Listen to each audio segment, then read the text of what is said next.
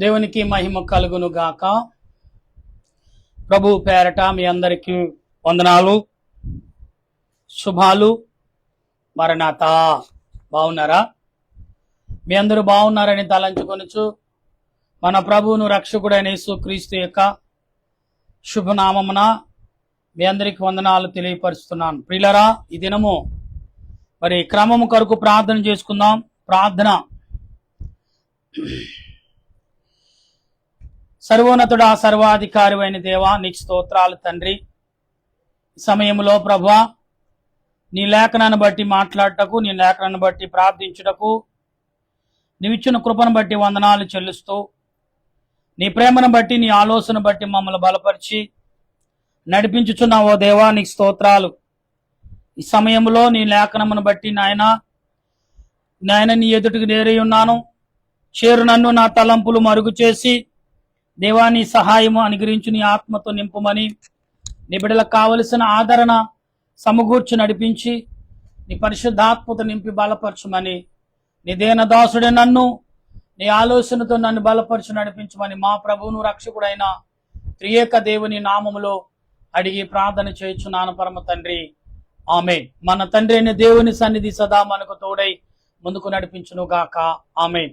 ప్రియులారా, ఈ ఉదయ కాలంలో అనేకమైన విషయాలు దేవుడు బలమైన మరి వాక్యము ద్వారా మనల్ని బలపరిచి అనేకమైన విషయాలుగా బలపరిచారు. దాని కొరకు దేవుని ఎదుట మనం ఎంతగానో ఆలోచన కలిగి ఉండాలి.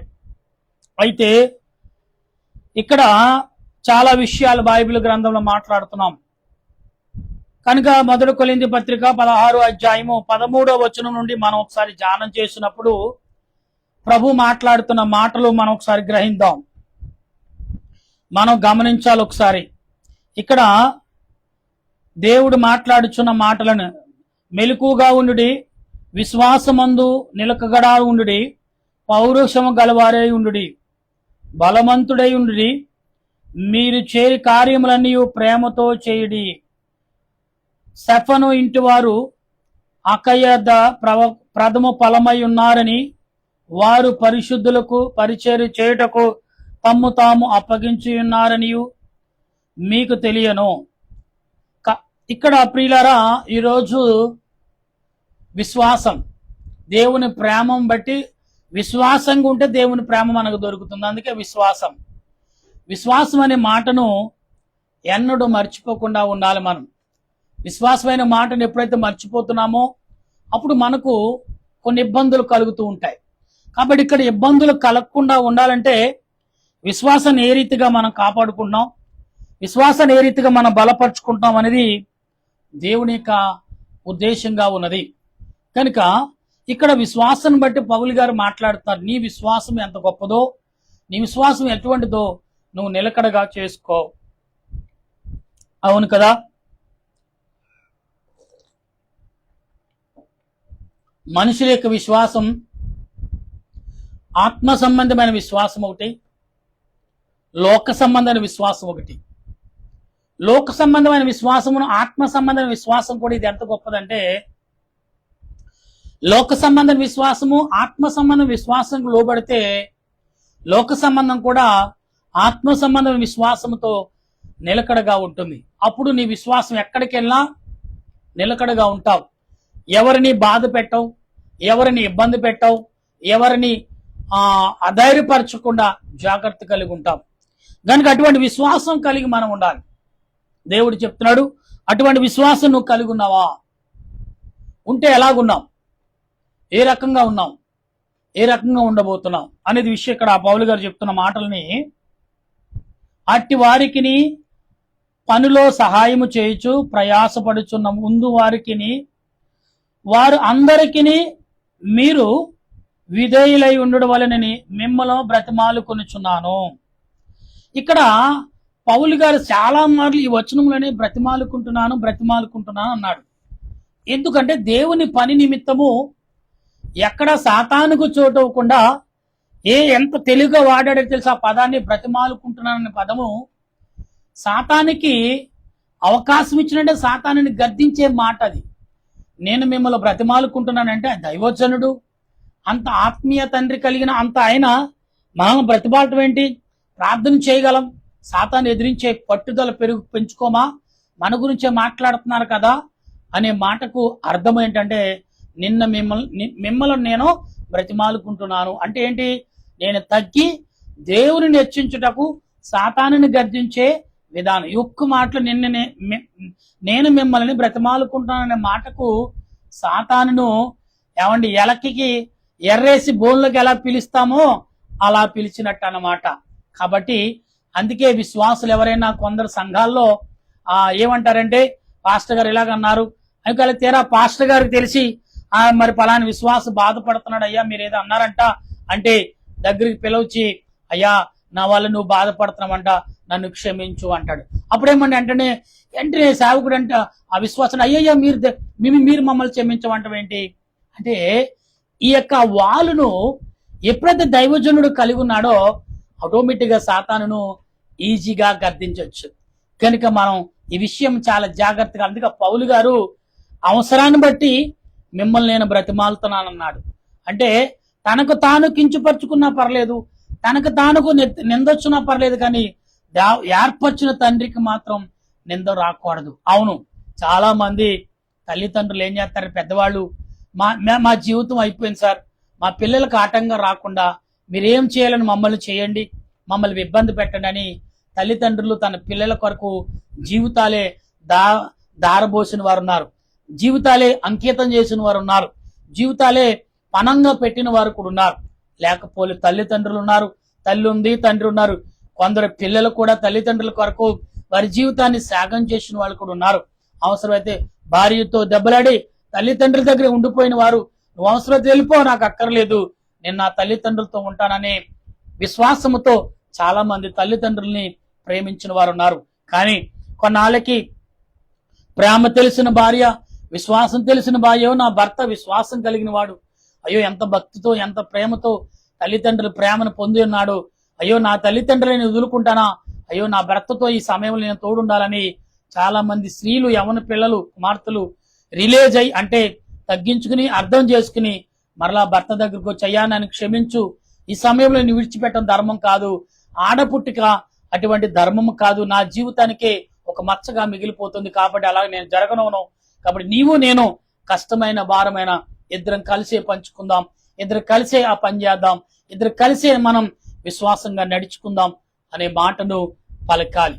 పలికినప్పుడే మనం గొప్పవారుగా సమాజంలోని అనేకులకు ఆదర్శంగా నిలుస్తాం. దేవుని వాక్యం పౌలు గారు అన్నాడు, ఆదర్శంగా నిలచుటకు దేవుడు అనేకులకు నన్ను గురువుగా నియమించాడు, ఆదర్శంగా నియమించాడు, అనేకులకు పైగా నియమించాడు, కాబట్టి నేను పైవాడిని కాదు ఆయన వాడిని. ఎవరి వాడు? పౌలు గారు ఏమన్నారు, నేను దేవుని వాడిని, మీకు పైవాడిని కాదు, ఆయన పిల్లలకు పనివాడిని, మీకు పనివాడిని అన్నాడు. ఎస్, సంఘానికి కూడా సేవకుడు పనివాడి లెక్కే. అందుకే చూడండి, ఎంత గొప్ప అధికారైనా ప్రజలకు పనివాడు అంటాడు. నిజంగా తెలుసున్న ఎవరైనా ఒక గొప్ప చదువైన కలిగిన వాడు కూడా ఏమంటాడంటే, తన చదువంతా ప్రజలకు సేవ చేయటకు యథార్థతగా నడుచుకుంటానికి చదువుని ఎలా ప్రపంచమని ఏలుబడి ఏంటంటే, ప్రజలకు కొన్ని వస్తువులు ఎవరి కోసం కనిపెడుతున్నారు, ప్రజల కొరకు. అభివృద్ధి ఎవరి కోసం, ప్రజల కొరకు. ఏమంటే కొన్ని వస్తువులు ఎవరి కోసం తయారు చేస్తున్నాం, ప్రజల కొరకు. వాహనాలు గాని ఇక్కడ అనేక రకాల వస్తువులు ప్రజల కొరకే. అంటే ప్రజలకు ఎలాగున్నారండి, ప్రజలే యజమానులై ఉన్నారు. దేవుడి తర్వాత ప్రజలు. ఇవాళ సృష్టి యజమానులు ఎవరంటే మనమే యజమానులు. దేవుడు అందుకే మనల్ని నియమించాడు, కాబట్టి మనము అందుకే దేవుడు కొందరు ఎంచుకున్నాడు. ఇక్కడ ఎంచుకునేమంటున్నారు, మీరు నా పనివారు అంటే, పనివారు అంటే ఏంటి, దేవునికి పనివారు, దేవుని పిల్లలకు. ఇప్పుడు స్కూల్కి వెళ్తాం, స్కూల్కి వెళ్ళినప్పుడు ప్రైవేట్ స్కూల్ అంటే ఏమంటారు, మేము డబ్బు ఇస్తున్నాము, మీరు చదివిస్తున్నారు కదా, కాబట్టి మీరేం చేయాలి, డబ్బు తీసుకుంటున్నారు, నా పిల్లలకు జ్ఞానమును. ఒకప్పుడు చదువు అనేది ఉచితంగా నేర్పే చదువు, ఇవాళ డబ్బును బట్టి చదువు, దాని మీదే పెద్ద వేల కోట్లు టర్నోవర్ జరుగుతుంది చదువు మీద, చదువు చెప్పే మీద. ప్రియులారా, జ్ఞానమును ప్రజలు డబ్బిచ్చి కొనుక్కుంటున్నారు. ఒకప్పుడు దేవుడు ఉచితంగా ఇచ్చిన జ్ఞానమును ఇలా డబ్బిచ్చి కొనుక్కుంటారు. యాజకులు కూడా అంతే, ఆశీర్వాదాలు కూడా ఎలాగిస్తున్నారు తెలుసా, డబ్బిచ్చుకునే. ఇదిగో నన్ను ముట్టుకుంటే నువ్వు ఎంత ఇయ్యి, నాతో ఫోటో తీసి ఎంత ఇయ్యి అని అంటున్నారు సేవకులు. ఉచితంగా ఆశీర్వాదం ఇవ్వవలసిన వారు నేను ఆశీర్వాదించాలంటే, నేను నిన్ను ఆశీర్వదించినట్టు ఫోటో తీసుకోవాలంటే ఇంత డబ్బు నాకు అని అడుగుతున్నారు. అలా ఎవరే కాదు, చాలా మంది ఉన్నారు. ఇలా కార్పొరేట్ సేవకులు అంటున్నారు కదా, ఏళ్ల మీద చెప్పొచ్చు వాళ్ళ పేర్లు. ఇలా సుమారు 10 మందిలో రిచ్ అయిన సేవకులు ఎవరో తెలుసా? ఒక ఆయన తమిళనాడు, ఆయన ఒక ఆయన మన హైదరాబాద్ లోనే ఉన్నాడు, మీ అందరికి తెలుసు ఆయన. గనుక ప్రియులారా గమనించండి ఒకసారి. ఇక్కడ ఏమంటున్నాడు? పర్మోనాతు అకాయకు అనువారు వచ్చినందున సంతోషించుచున్నాను. మీరు లేని కొలతను మీరు నాకు తీర్చి నా ఆత్మకును మీ ఆత్మనకును సుఖము కలగజేసిన గనుక అట్టి వారిని సన్మానించుడి. అంటే ఇక్కడ ఏమంటున్నాడు చూసారా? ఇక్కడ ఏమన్నాడు పౌలు గారు? మిమ్మల్ని ఎవరైతే సంతోష పెట్టారో వాళ్ళని సన్మానించండి. ఎందుకంటే వాక్యం చెప్పినప్పుడు ఎలలేని సంతోషం వస్తుందంటే, పాపము దైవజనుడు ఎప్పుడైతే ప్రార్థన, నిజమైన సేవకుడు, భక్తి కలిగిన సేవకుడు, విధేయత కలిగిన సేవకుడు, భయముతో ఉన్న సేవకుడు ఎప్పుడైతే విశ్వాసాల మీద చేతుల నుంచి ప్రార్థన చేశాడో వారిలో దురాత్మ తొలగిపోతుంది. ఎందుకంటే దేవునికి విధేయతగా ఉన్న సేవకుడి యొక్క ప్రార్థన సాతాను ఖచ్చితంగా భయపడుతుంది. అందుకే ఆ మనిషిని ఓ సాతాను విడిచిపెట్టి వెళ్ళిపోమంటేనే ఆనాడు ప్రభువు చెప్పినట్టు యాజకుడు చెప్తే సాతాను గారు విడిచిపెళ్ళి. ఎందుకంటే దేవుని ప్రతినిధులుగా, తండ్రి యొక్క ప్రతినిధులుగా యాజకులని మేమున్నాం. గనుక మీ అందరూ కూడా గమనించాలని ప్రభువు చెప్పే మాట. గనుక ఇక్కడ మనం గమనించాలి. ఇది ఇక్కడ మన ప్రభువు చెప్తున్నారు, మీరు నాకు తీర్చి నా ఆత్మకును మీ ఆత్మనకు సుఖము కలగజేసారు గనుక అట్టి వారిని సన్మానించుడి. ఆసియాలో సంఘముల వారు మీకు వందనములు చెప్పుచున్నారు. అకుల పిస్కుల అనువారును వారి ఇంటున సంఘమును ప్రభువునందు మీకు అనేక వందనములు చెప్పుచున్నారు. సహోదరులందరూ వందనములు చెప్పుచున్నారు. పవిత్రమైన ముద్దు పెట్టుకుని మీరు ఒకరికొకరు వందనములు చేసుకునుడి. ఇక్కడ ఏమన్నాడు పౌలు గారు? మీరు ముద్దు పెట్టుకోండి, ఒకరికి ఒకరు వందనాలు చేసుకోండి. మేము దూరం నుంచి కూడా వందనాలు చెప్తున్నారు సేవకులందరూ. నిజమే, సంఘానికి మరి సేవకుడు పులిపేట ముందు కూర్చున్నప్పుడు అప్పుడు వరకు మాట్లాడినా గాని మీ అందరికీ ప్రభు పేరట, ప్రభు యొక్క నామమున నేను వందనాలు తెలుస్తున్నాను. అంటే ప్రభు యొక్క దాసుడుగా, ప్రభు యొక్క ప్రతినిధిగా, ప్రభు యొక్క వాక్య ద్వారా మీకు వందనాలు. దేవుడు మీకు నాకు మనందరకు తోడై ఈ వాక్యమును వినగల శక్తిని అందించును గాక అని ప్రార్థన చేస్తాం. ఎందుకంటే దేవుడు ఆత్మతో రూపుడై ఉన్నాడు కాబట్టి, మాలోకి వచ్చి మీతో మాట్లాడతాడు కాబట్టి మీరు ఆరీకంగా వందనాలు చెప్పాలి. మీరు చెప్పుకునేది మనుషులు దూర ఫలానికి వాడికి వందనాలు చెప్పడం అనుకుంటారు, కానీ అంతరాత్మ, నీలో ఉన్న ఆత్మ దేవుడి నిర్మాణం చేసిన ఆత్మ. మీరు శరీరానికి చెప్పకండి వందనాలు, ఆత్మకు చెప్పండి. ఆత్మ కంటే అయ్యా మీకు నా నిండా వందనాలు అంటే ఆత్మపూర్వకంగా వందనాలు అని చెప్పాలి. చెప్పినప్పుడు దేవుడు ఖచ్చితంగా అంతరాత్మగా ఉన్న ఈ శరీరంలో ఇముడున్న ఆత్మ సంతోషం చేసి కేరింతలు కొడుతుంది. అప్పుడు శరీరం అంటది, ఏంటి ఆత్మ నీకు ఇంతగా గౌరవం దొరుకుతుంది, నాకు అసలు దొరకట్లేదంటే మరి నువ్వు కోపం పడి ముఖము మరి తిప్పుకున్నావు కాబట్టి నీకు గౌరవం దొరకట్లేదు, అంతరాత్మగా నాకు గౌరవం దొరుకుతుందంటే అని మాట్లాడుతుంది. అందుకని ఆత్మ శరీరం ఏకమైనప్పుడు అవతలవారు వందనాలు చెప్పినప్పుడు ముఖం తిప్పుకోకుండా ప్రైజ్ లార్డ్ బ్రదర్, వందనాలు బ్రదర్ అని చెప్పుకుంటే ఏముంది? ఆత్మ శరీరము సంతోషపడుతుంది. అటువంటి నీవు ఆనందము కలిగిస్తున్నావా? అందుకే మనం ఇక్కడ ఏం చేయాలంటే మన ఆత్మ సంబంధమైన విషయాలు తెలుసుకుంటకు ప్రయత్నం చేయాలి విశ్వాసము ద్వారా. అయితే ఇక్కడ అంటున్నారు పౌలు గారు, నేను నా చేతితోనే వందన వచనము రాయిచున్నాను. ఎవడైనాను ప్రభువును ప్రేమింతుము, ఎవడైనా మరలా చెప్తూ చదువుతున్నా గమనించండి ఈ మాటని. ఏమన్నాడు ఆయన? పవిత్రమైన ముద్దు పెట్టుకుని మీరు ఒకరికి ఒకరు వందనములు చేసుకునుడి. పౌలని నేను నా చేతితో వందన వచనములు రాయిచున్నాను. దాని విలువ తెలుసుకున్నాడు, వందనాల విలువ. అందుకు చెప్తున్నాడు,